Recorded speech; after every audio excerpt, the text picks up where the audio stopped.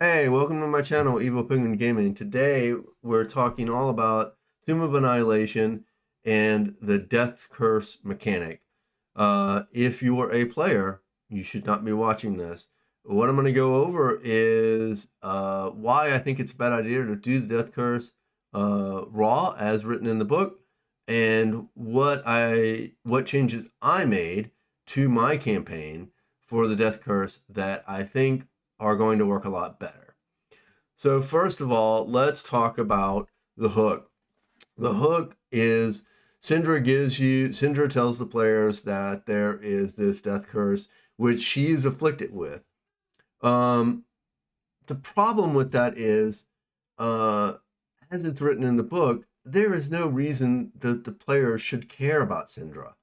Um, they don't have any interaction with her whatsoever. Now, if you pulled her over as an NPC from another campaign or something like that, and you gave them some kind of tie, then maybe Syndra would work. But I just don't think that Syndra works as written in the book. So I just got rid of her entirely. Um, I might bring her in later, but only if I need to. She's like sort of like an NPC that I have in my back pocket in case I need to push the player sort of along into the main quest. Um, but this is how I'm doing it, right? So the players leave on a boat to go to Cholt, and they each have their own reasons to go to Cholt. The first night on the boat, there is a lunar eclipse. And this, to me, signifies the start of the death curse. Like the soulmonger is starting up. It's like starting to get running, right? Then the boat ride takes about 10, 11 days. You can vary it however you want. They land in Port Naranzaru, and then there is a solar eclipse.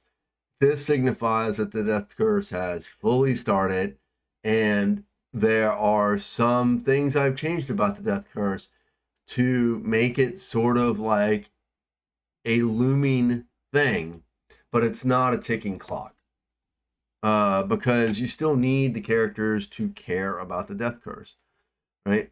So I'm going to show you my notes for the death curse here that I've got in Obsidian.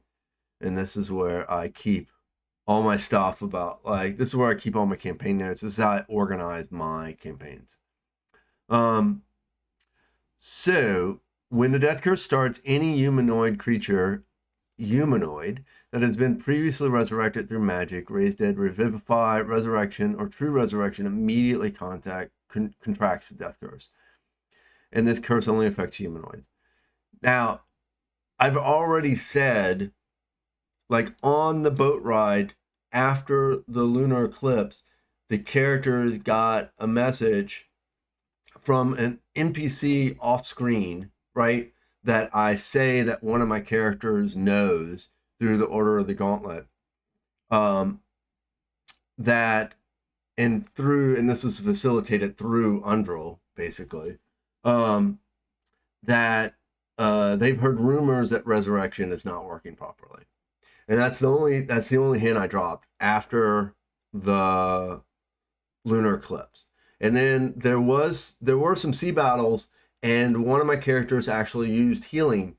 And so the other hint that I dropped was I was like, well, healing works exactly like it should. It restores hit points. But you've done healing a number of times, your character has done healing a number of times, and something feels off. Like it doesn't feel quite right. So those are the two hints that I dropped about the death curse. They get fast forward, they get to Port Noranzaro. The solar eclipse happens. They get reports from the priests that resurrection definitely does not work. It does not work, and furthermore, that people with rashes, people that have been resurrected or whatever, are contracting rashes and sores and stuff that they'll heal at the temples only for it to come back the very next day. So wounds aren't healing correctly, right? Basically. So I broke up my death curse into stages by level, not stages by day. Just again to remove that ticking clock. I wanted my characters to be able to take as long or as little time as they want in Jolt. I don't want to put them on sort of this ticking clock railroad where they have to do this thing or they feel pressure to do this thing. So stage 1 is actually level 1 through 4, and this makes it so something is happening. So, and then it's not even referred to as a death curse. Like as it goes on, it'll get referred to as the rot, the sickness, the wasting disease. They slowly begin wasting away, right? There are signs of it. They quickly lose weight, no matter how much they eat. Their skin becomes dry and flakes off. They begin to feel hollow inside.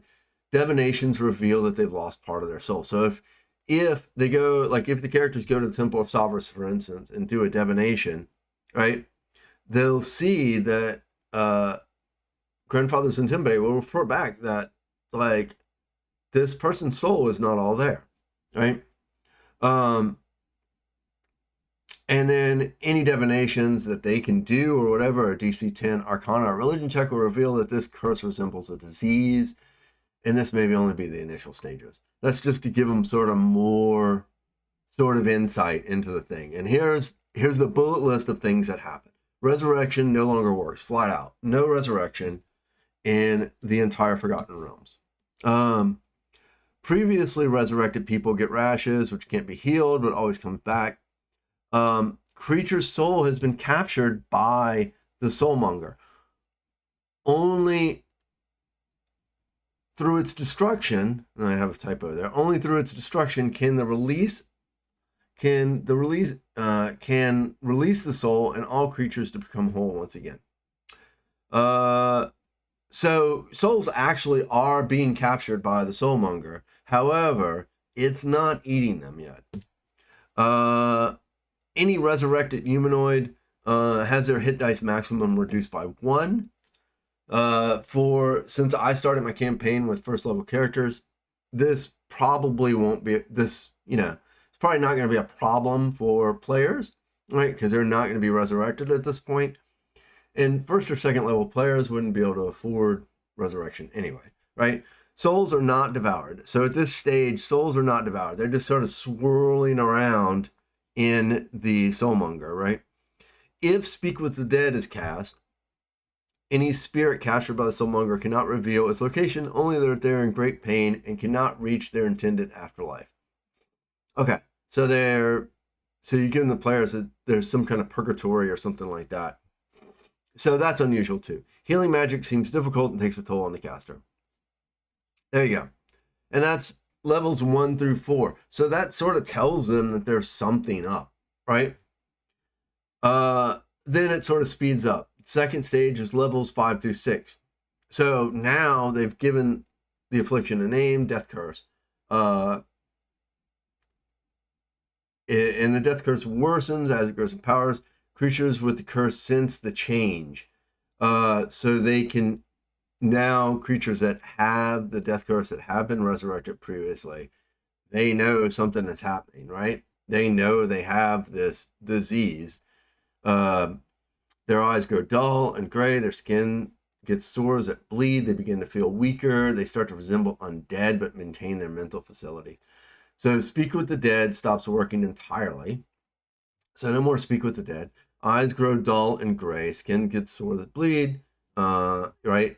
The death curse first advances to this stage.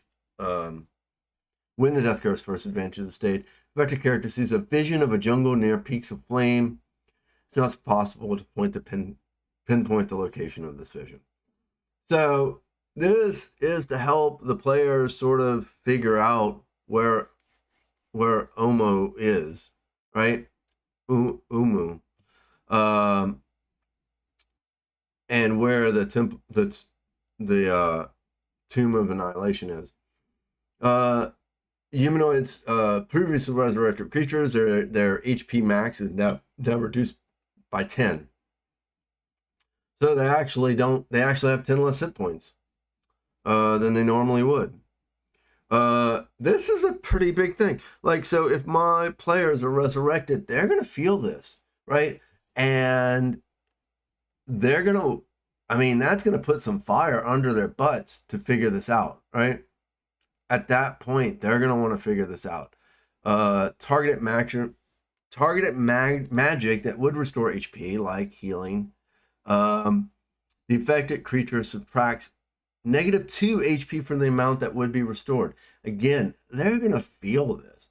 You put PCs in a situation where either they've lost 10 hit points off their maximum, which they're totally not going to be happy about, and or, depending on whether they've been resurrected or not, and or healing now heals for -2 hit points less. Like, so if they roll a 6, it heals for 4. They're going to be like, what the fuck? They're going to hate that. They're going to hate that. They're not going to like that at all. And that's good. I don't want them to like this. I want, by this stage, levels 5 through 6, they should start to focus in on the main quest. There'll still be side quests, but they should start to hone in. Right now, my player characters are level 2, and the main quest has started. They don't quite know it yet, though, but the main quest has started. The main quest started from the very beginning. But they're not focused on it right now because it's not a threat. You need to make the main quest a threat, or otherwise they're not really going to go toward it. A creature may receive no healing as a result, but cannot lose HP due to this effect. So if you roll a 2 on healing, they just won't get any healing. They're not going to lose 2. Like if you roll a 1, they're not going to lose 1 HP. I thought that was too punishing. Hit dice maximum is reduced by 2. That's for resurrected creatures now that are afflicted with the death curse. Again, also for resurrected creatures that are afflicted with the death curse, a creature has 1 level of exhaustion at all times. This exhaustion cannot be permanently removed. The creature spends inspiration, can momentarily remove the exhaustion for up to 10 minutes.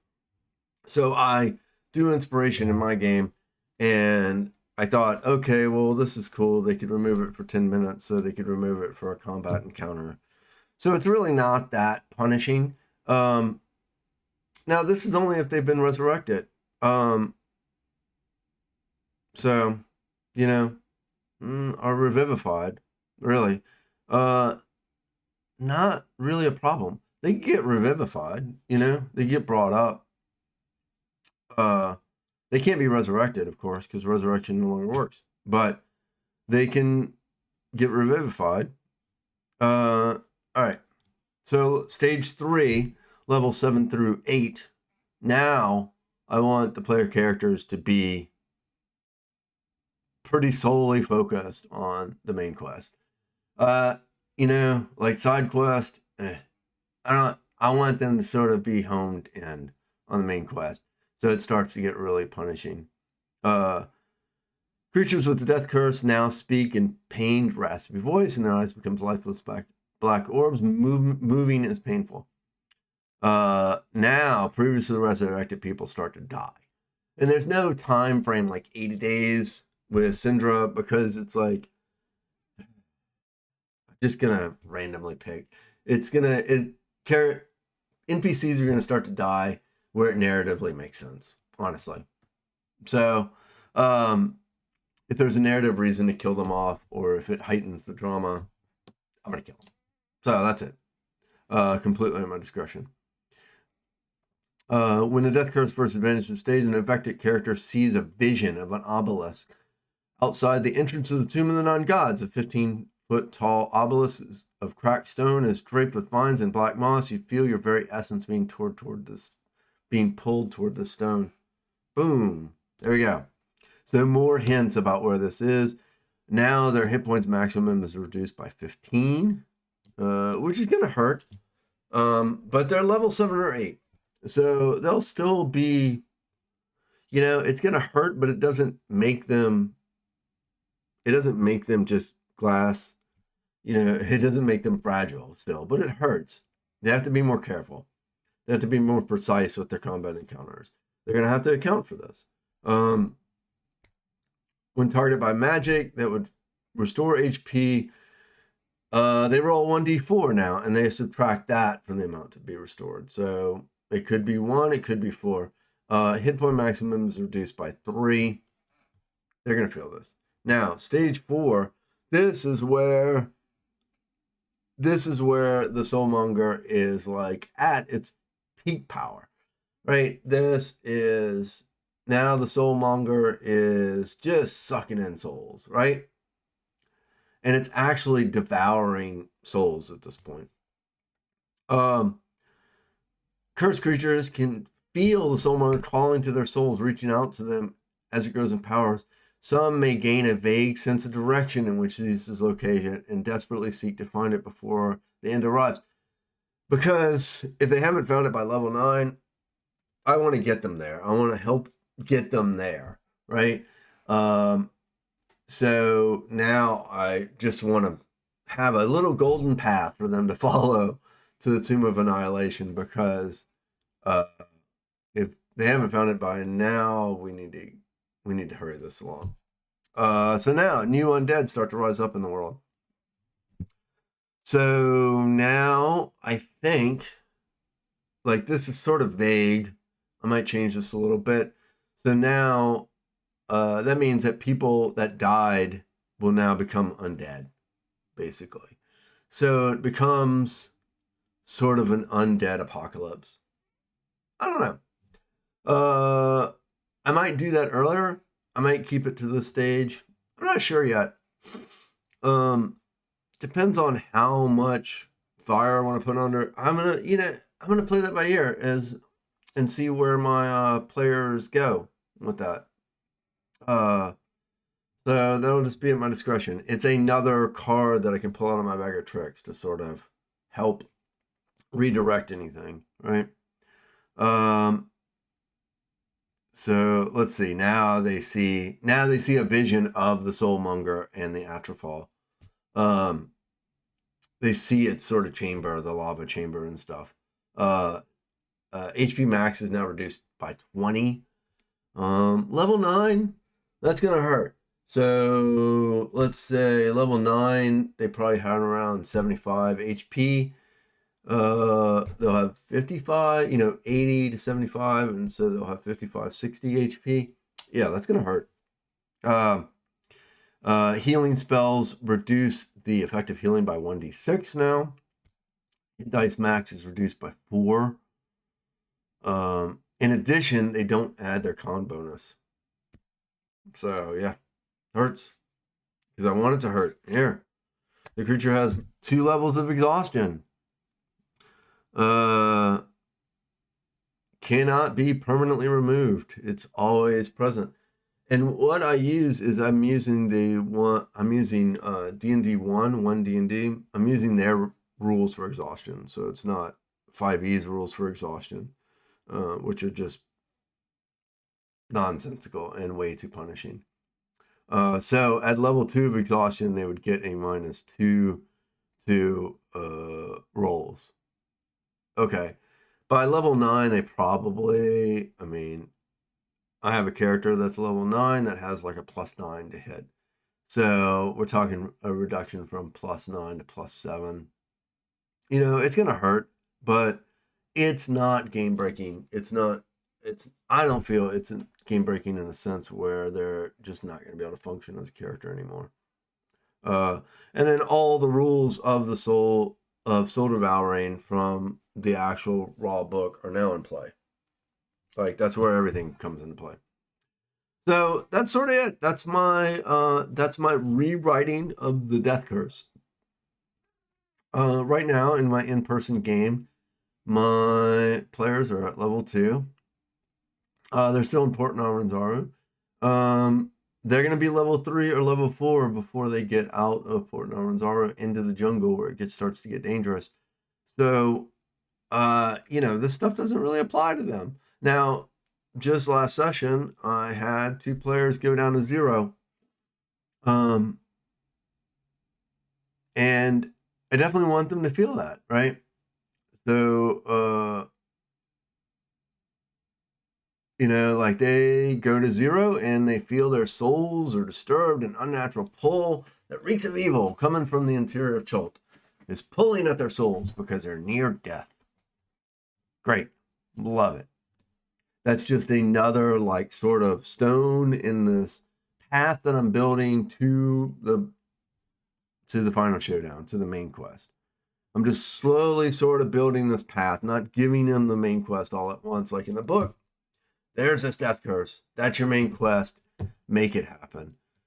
I just really don't like that. I feel like it's sort of immersion breaking. I don't think that's how it would work. I don't know. Let me know your thoughts.